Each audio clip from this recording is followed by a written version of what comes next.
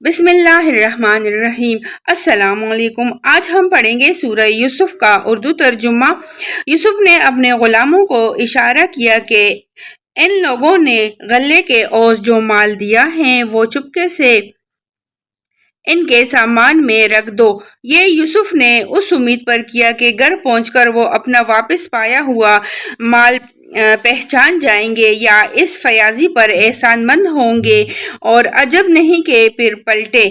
جب وہ اپنے باپ کے پاس گئے تو کہا، ابا جان، ہم کو غلہ دینے سے انکار کر دیا گیا ہے، لہٰذا آپ ہمارے بھائی کو ہمارے ساتھ بھیج دیجئے تاکہ ہم غلہ لے کر آئیں، اور اس کی حفاظت کے ہم ذمہ دار ہیں۔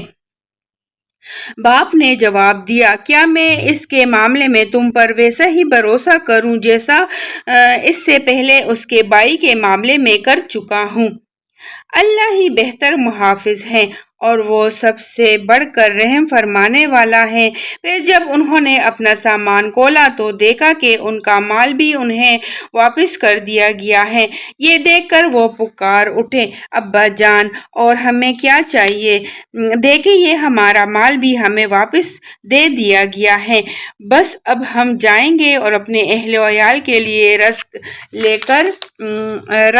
کر آئیں گے، اپنے بھائی کی حفاظت بھی کریں گے، اور ایک بار شتر اور زیادہ بھی لے آئیں گے۔ اتنے غلے کا اضافہ آسانی کے ساتھ ہو جائے گا۔ ان کے باپ نے کہا، میں اس کو ہرگز تمہارے ساتھ نہ بھیجوں گا جب تک کہ تم اللہ کے نام سے مجھ کو پیمان نہ دے دو کہ اسے میرے پاس ضرور واپس لے کر آؤ گے، الا یہ کہ تم غیر ہی لے جاؤ۔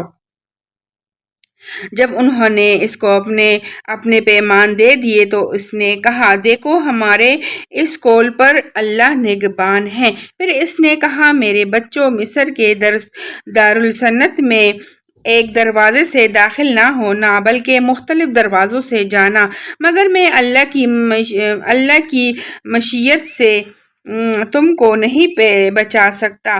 حکم اس کے سوا کسی کا بھی نہیں چلتا۔ اسی پر میں نے بھروسہ کیا، اور جس کو بھی بھروسہ کرنا ہو اسی پر کرے۔ اور واقعہ بھی یہی ہوا کہ جب وہ اپنے باپ کی ہدایت کے مطابق شہر میں متفرق دروازوں سے داخل ہوئے تو اس کی یہ احتیاطی تدابیر اللہ کی مشیت کے معاملے میں کچھ بھی کام نہ آ سکی۔ ہاں، بس یعقوب کے دل میں جو ایک کھٹک تھی، اسے دور کرنے کے لیے اس نے اپنی سی کوشش کر لی۔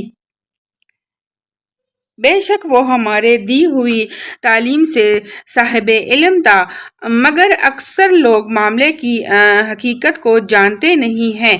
یہ لوگ یوسف کے حضور پہنچے تو اس نے اپنے بھائی کو اپنے پاس الگ بلا لیا اور اسے بتایا کہ میں تیرا وہی بھائی ہوں جو کھویا گیا تھا۔ اب تو ان باتوں کا غم نہ کر جو یہ لوگ کرتے رہے ہیں۔ جب یوسف ان بھائیوں کا سامان لدوانے لگا تو اس نے اپنے بھائی کے سامان میں اپنا پیالہ رکھ دیا۔ پھر ایک پکارنے والے نے پکار کر کہا، اے قافلے والو، تم لوگ چور ہو۔ انہوں نے پلٹ کر پوچھا، تمہاری کیا چیز کھوئی گئی ہے؟ تمہاری کیا چیز کھوئی گئی؟ سرکاری ملازموں نے کہا، بادشاہ کا پیمانہ ہم کو نہیں ملتا۔ اور ان کے جمعدار نے کہا، جو شخص لا کر دے گا اس کے لیے ایک بار شتر انعام، اس کا میں ذمہ لیتا ہوں۔ ان بھائیوں نے کہا، خدا کی قسم، تم لوگ خوب جانتے ہو کہ ہم اس ملک میں فساد کرنے نہیں آئے ہیں اور ہم چوریاں کرنے والے لوگ نہیں ہیں۔ انہوں نے کہا، اچھا، اگر تمہاری بات جھوٹی نکلی تو چور کی کیا سزا ہے؟ انہوں نے کہا، اس کی سزا جس کے سامان میں سے چیز نکلے وہ آپ ہی اپنے سزا میں رکھ لیا جائے۔ ہمارے ہاں تو ایسے ظالموں کو سزا دینے کا یہی طریقہ ہے۔ تب یوسف نے اپنے بھائی سے پہلے ان کی خرجیوں کی تلاشی لینے شروع کر شروع کی، پھر اپنے بھائی کی خرجی سے گمشدہ چیز برآمد کر لی۔ اس طرح ہم نے یوسف کی تائید اپنی تدبیر سے کی۔ اس کا یہ کام نہ تھا کہ بادشاہ کے دین یعنی مصر کے شاہی قانون میں اپنے بھائی کو پکڑتا، الا یہ کہ اللہ ہی ایسا چاہے ہم جس کے درجے چاہتے ہیں بلند کر دیتے ہیں، اور ایک علم رکھنے والا ایسا ہے جو ہر صاحب علم سے بالاتر ہے۔ ان بھائیوں نے کہا، یہ چوری کرے تو کچھ تعجب کی بات بھی نہیں، اس سے پہلے اس کا بھائی یوسف بھی چوری کر چکا ہے۔ یوسف ان کی یہ بات سن کر پی گیا، حقیقت ان پر نہ کھلی، پس زیر لب اتنا کہہ کر رہ گیا کہ بڑے ہی برے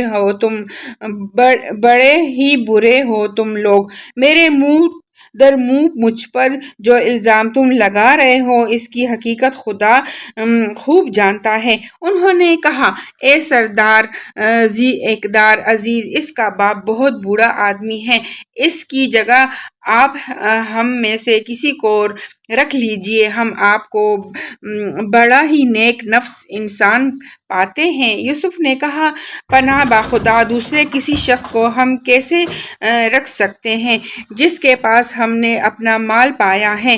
اس کو چھوڑ کر دوسرے کو رکھیں گے تو ہم ظالم ہوں گے۔ جب وہ یوسف سے مایوس ہو گئے تو ایک گوشے میں جا کر آپس میں مشورہ کرنے لگے۔ ان میں جو سب سے بڑا تھا وہ بولا، تم جانتے نہیں ہو کہ تمہارے والد تم سے خدا کے نام پر عہد و پیمان لے چکے ہیں، اور اس سے پہلے یوسف کے معاملے میں جو تم کر چکے ہو وہ بھی تم کو معلوم ہے۔ اب میں تو یہاں سے ہرگز نہ جاؤں گا جب تک کہ میرے والد مجھے اجازت نہ دے، یا پھر اللہ ہی میرے حق میں کوئی فیصلہ فرما دے کہ وہ سب سے بہتر فیصلہ کرنے والا ہے۔ تم جا کر اپنے والد سے کہو کہ ابا جان، آپ کے صاحبزادے نے چوری کی ہے، ہم نے اسے چوری کرتے ہوئے نہیں دیکھا، جو کچھ ہمیں معلوم ہوا ہے بس وہی ہم بیان کر رہے ہیں، اور غیب کی نگہبانی تو ہم نہ کر سکتے تھے۔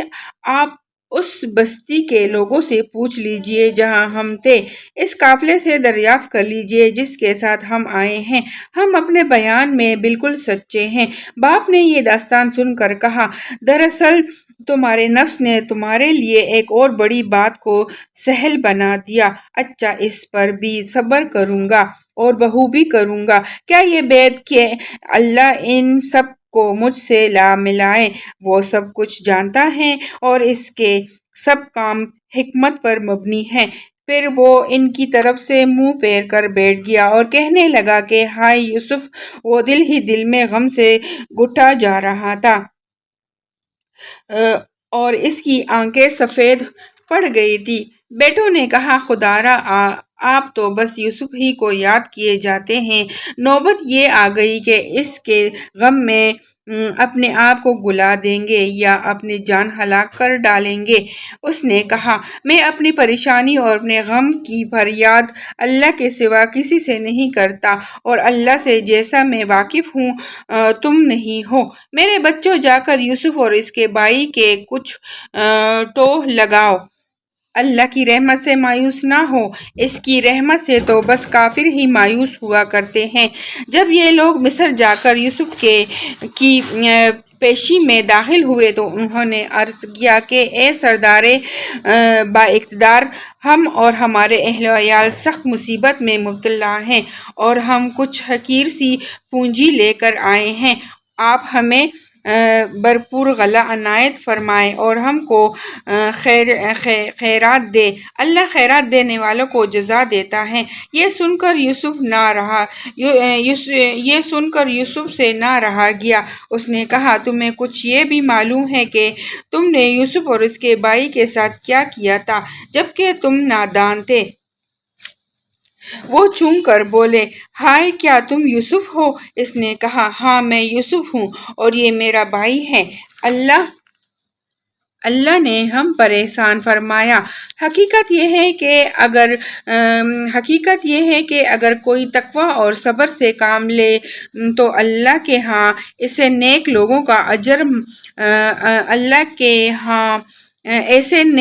کا اجر مارا نہیں جاتا۔ انہوں نے کہا بخدا کہ تم کو اللہ نے ہم پر فضیلت بخشی اور واقعی ہم خطا کار تھے۔